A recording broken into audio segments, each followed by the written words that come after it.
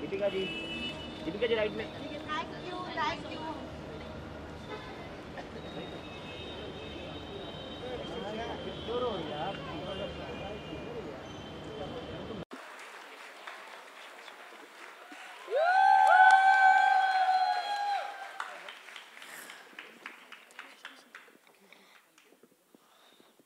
Good evening, everyone. My name is Tamara Nambiar, and I will be introducing Deepika Padukone.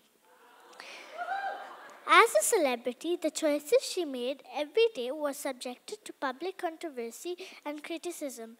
Nonetheless, she always managed to stay strong and poised. Her formula was, be authentic, be yourself. Deepika, I have a few questions for you. When I grew up, I wanted to become an artist, a scientist, and a singer. When I read your story, you were a great badminton player but chose to become an actor. How did you choose from an actor and a badminton player? You know, the same way that you want to be an artist and a scientist? How do you feel? You can achieve both, right? You feel like if you set your heart on something, you can do that. And then you want to do something else and you can do that too. So honestly, when I was growing up, even before I realized, I started playing professional badminton. But it's when I was a teenager, I realized that maybe this is not something that I want to continue and pursue and play professionally. And every time I watched a movie, somehow I felt like that's where I belonged. So it's my gut that told me that I wanted to transition from being an athlete to being an actor. And then I followed my gut. You know what gut is? Like your instinct, like that voice inside you that tells you what is right and what is wrong. That. Thank you. You're welcome. How are you?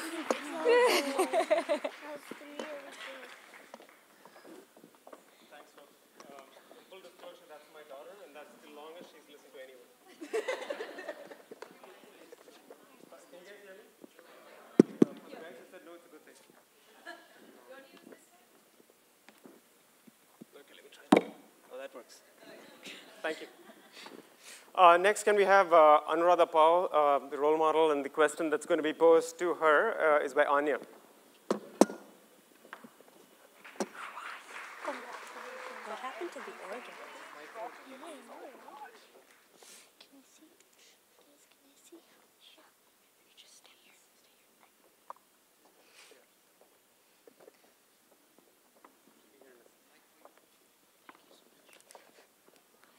Namaste. Namaskar.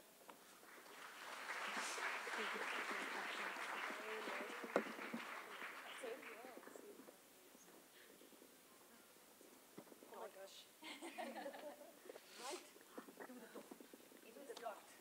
gosh. Good evening, everyone. I'm Anya Ibrahim, and I've written for this book. Today, I have the honor of introducing Anuradha Pal. Her chosen journey was filled with roadblocks. She encountered discrimination for being a woman, trying to master a masculine instrument, skepticism for being young, and resistance for not hailing from a musical family. But Anuradha was not deterred. She was relentless with her discipline, training, and confidence. And I truly admire that. I have a question for Miss Anuradha Pal. That was deliberate. Well, you know, when I the one most important thing that I learned, since there's a paucity of time, I'm going straight to the point. When I went through all the discrimination, the one thing I learned was not to listen to that negativity, to focus on my goal, to focus on what I wanted to do, what my heart was telling me to do. And I knew that ultimately my passion will do the talking. And so when I went through that journey, I was dismissed at every point. I was discriminated, but my parents egged me on. Though I don't come from a musician family, they were kind enough to encourage that passion. And also, my gurus, Ustad Allah Khan, Zakir Hussain, set such exacting standards, and they basically were so uncompromising. I'll tell you a little short, an incident. I was just 15 years old when Ustad Zakir Hussain asked me to accompany him on a concert tour. And so we were traveling, and at the moment I was so excited. He called me at night and he said, "What are you doing in the morning?" And I said, "What am I doing? Getting up in the morning." So he said, "Meet me at the airport." And I went to the airport, and he had a flight ticket for him for Jaipur. And he said, "Go off to sleep." I said, "But I'm so excited, I'm traveling with you." So he said, "Well, just go to sleep." And the first thing I learned was, he said, "You're going to travel all your life, you're going to need rest. The moment you have a opportunity, go to sleep." Okay. Then I reached there, and we did this grueling tour. I was put through a drill of lots of practice and all that. Of course, earlier I had gone through 10 hours of Chilla, which is called 10 hours of practice every day for 40 days, which I followed as a routine from the time I was in school, because I wanted to ramp up before I learn from such great gurus. And so when I went on with Zakir Bhai, he tells me that, tomorrow you're going to play a concert with, you play the concert and I'm going back to Bombay. And I said, "But there are going to be eggs on my face, if I play instead of you." So he said, "Okay, stay up all night." And there was a Kathak dancer, and he said, "Sit up all night and practice with her."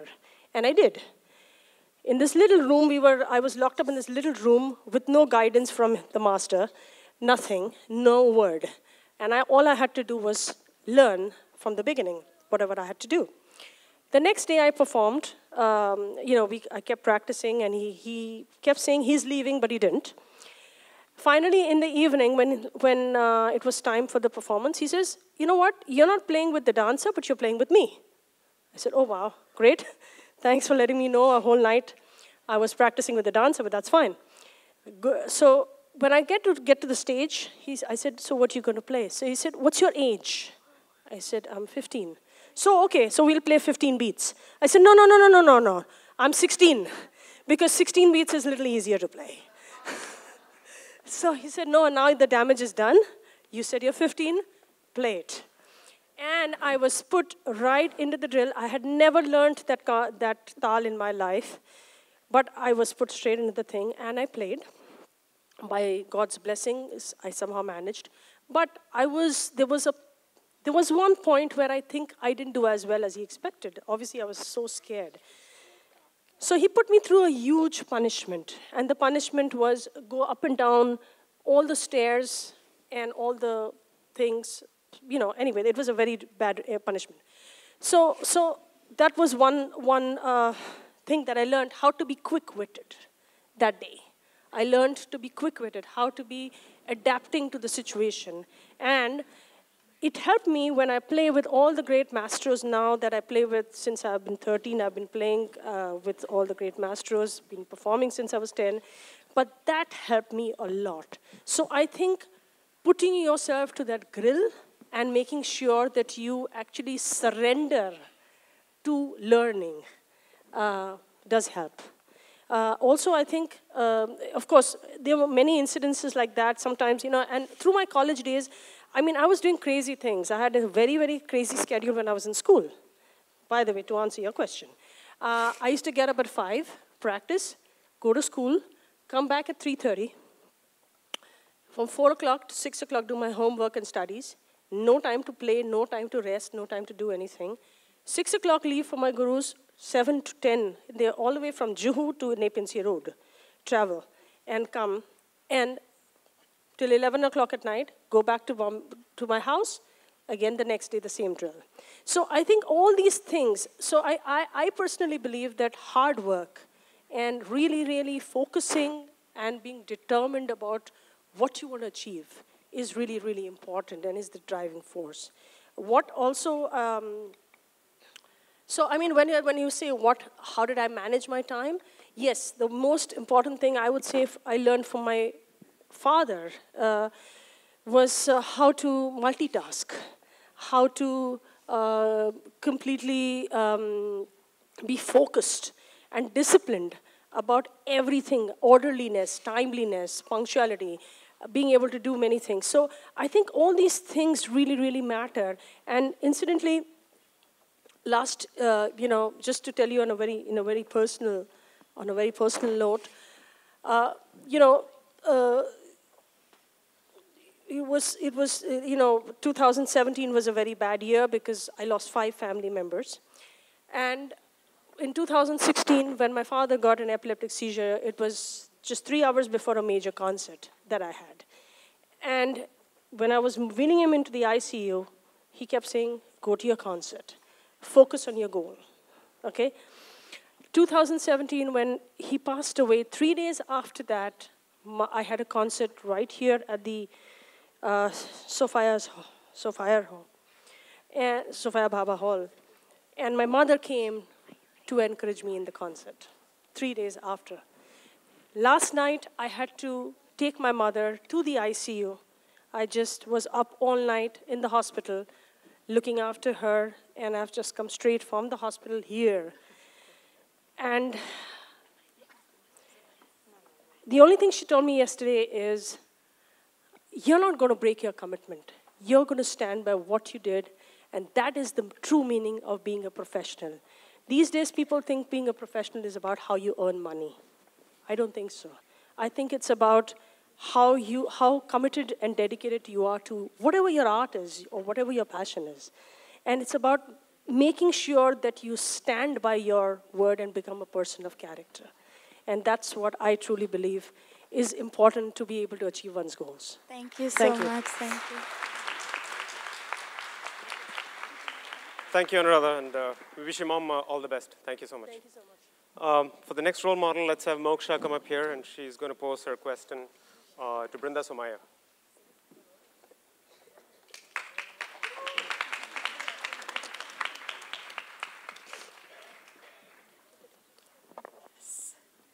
Hi, everyone. My name is Moksha Davalor. I'm 12 years old, and I have the honor of introducing our guest, Miss Brinda Somaya. So here are a couple excerpts from her story in the book. Brinda Somaya is an architect. She designs buildings. Brinda is also an urban conservationist. She protects the spaces around the new structures that she builds. In 2001, Brinda turned her attention to Badali, a little village in Gujarat that was demolished by an earthquake. Was it possible to rebuild the village exactly the way it was before the disaster? Yes, it was. Brinda did just that. So I had the honor and the opportunity to write Miss Somaya's story, and despite all my research, we came up with a couple questions for her. The first one being, I live in the US and I know you studied there, so what made you decide to move back to India and to set up your architectural firm here? And secondly, what made you decide to work publicly and volunteer to build and restore public spaces? Well, I was just waiting outside, and one of the gentlemen there told me that I'm well dotted.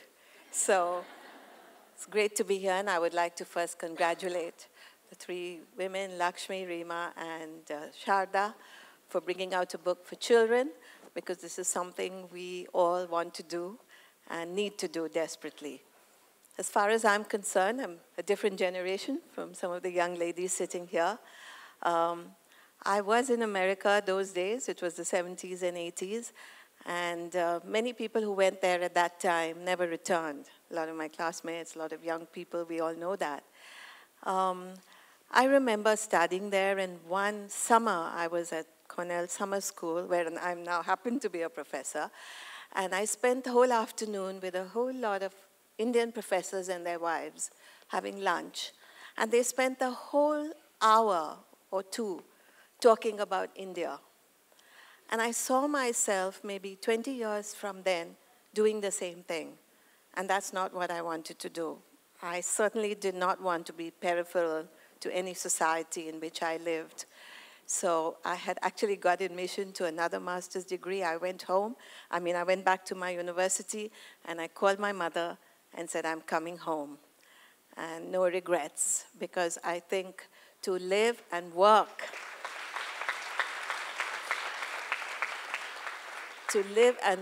in a country as rich in its culture, in its diversity, in its language, in its food, in its art and its culture, and feel that you are part of it. To me, that's the most important thing. And that's why I came home. Thank you.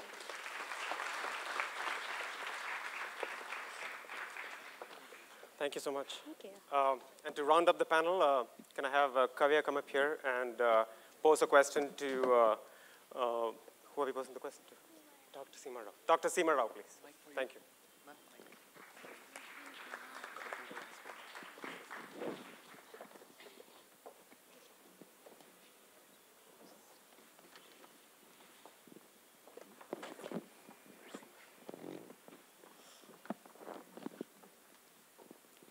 Namaste to everyone. I'm Kavya Davalor, and I'm here to introduce Dr. Seema Rao. Seema Rao, first Indian woman commando trainer. Thank you. Thank you. Here is a passage from her story in the book. As a child, Seema was bullied. She would cringe with a mixture of helplessness and revolt, hoping for a strength that would put her on par with the bullies. Years later, after she became a medical doctor and married, her husband introduced her to martial arts. She embraced it and began her transformation from weakness to strength. Dr. Seema Rao, I have 2 questions for you. Yes, what are they? Number 1, I'm 8 years old and I've seen many kids being bullied. Okay. I've also experienced it myself. From your story, I know that you were bullied.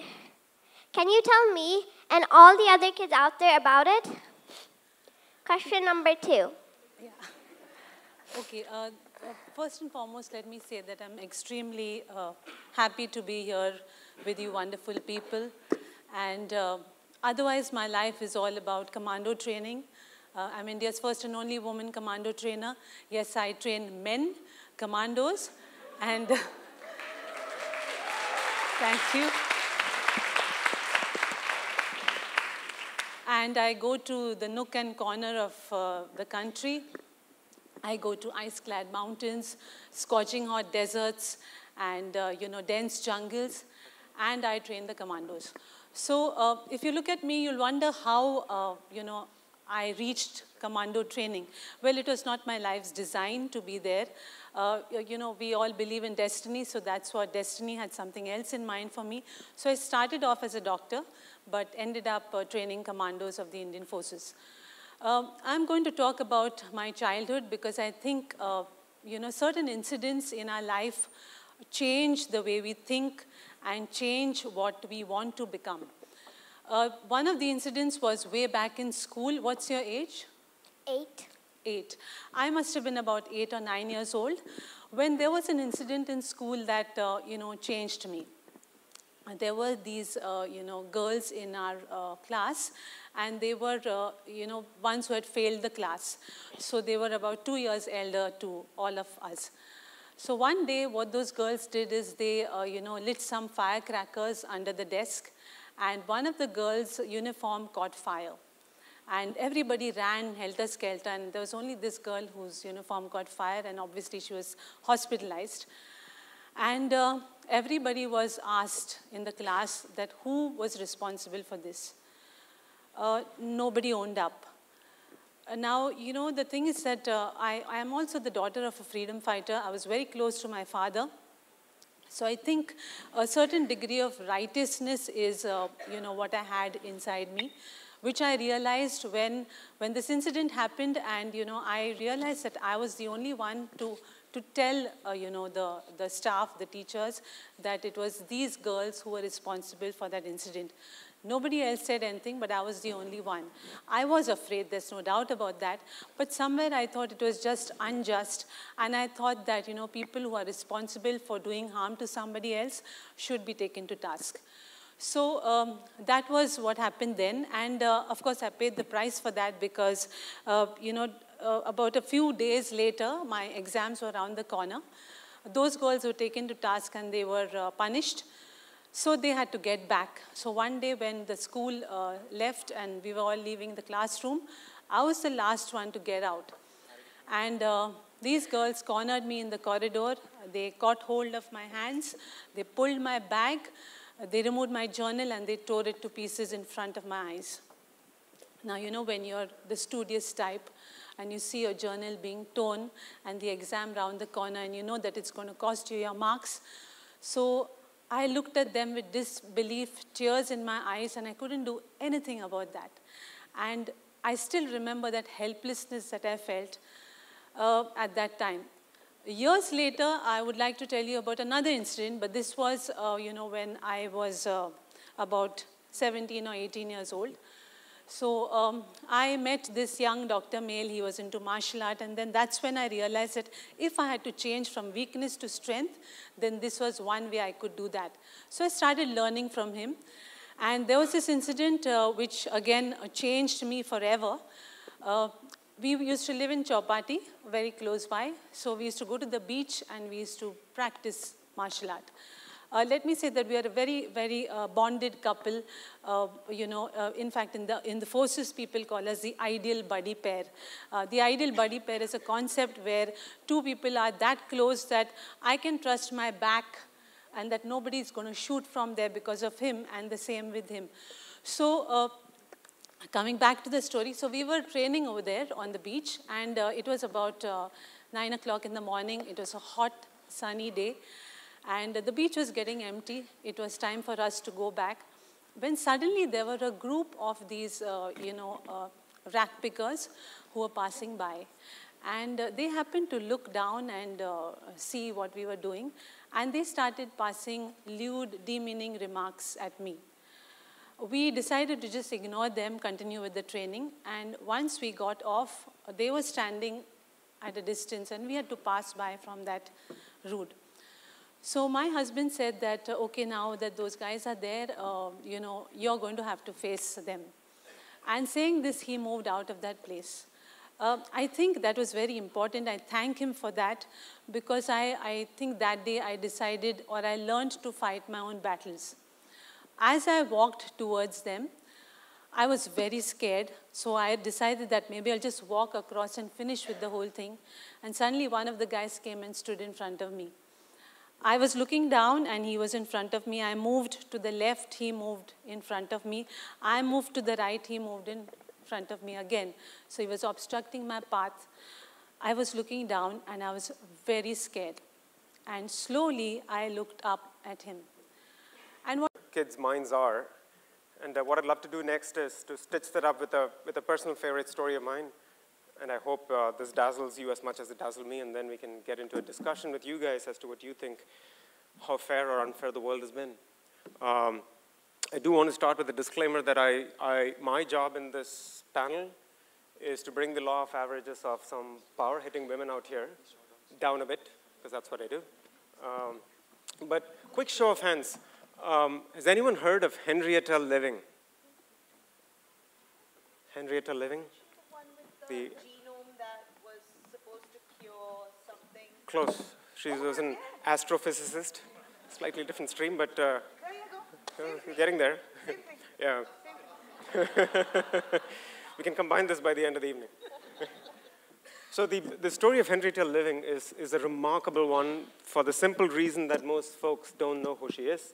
And her contribution to the world and the universe is remarkable. So here's what she did. Henrietta Living in the late 1800s was hired by Dr. Pickering at Harvard. And there was a team of 80 women that he put together. And they were known as the human computer.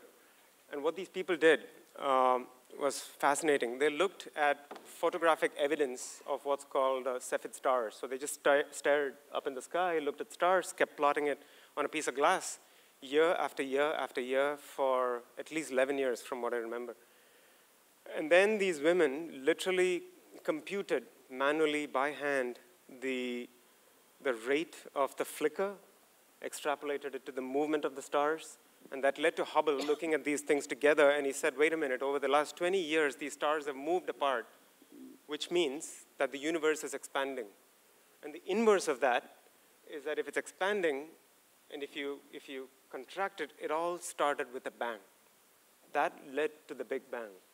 And this was 80 women who worked on this, got zero credit, and the fact that nobody here can name any of them is testimony to the fact that women don't get as much credit as they probably do.